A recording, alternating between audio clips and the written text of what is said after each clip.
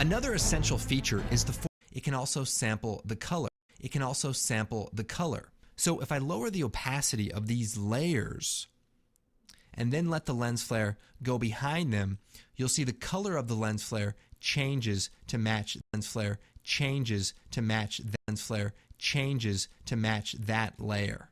Lens flare changes to match that layer. Lens flare changes to match that layer. Lens flare changes to match that layer. Lens flare changes to match that layer. Lens flare changes to match that layer. Lens flare changes to match that layer.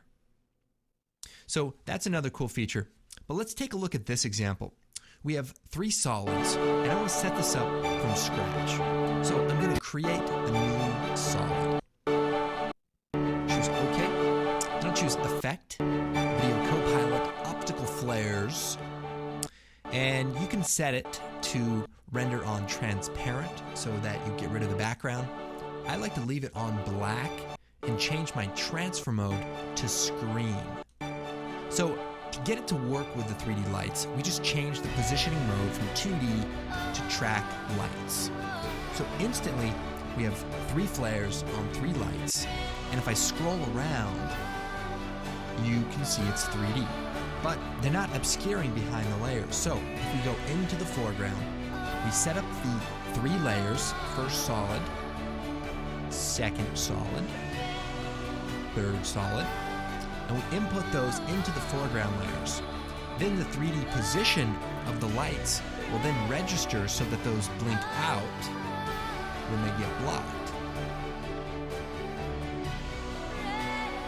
So if I hide that stuff, we can see it a little bit better. So there's our lens flare, kind of blinks out there. The layer that you want to obscure, for example, layer that you want to obscure, for example. So there's our lens flare. So there's our lens flare. So there's our lens flare. So there's our lens flare. So there's our lens flare. So there's our lens flare. So there's our lens flare. So that those blink out.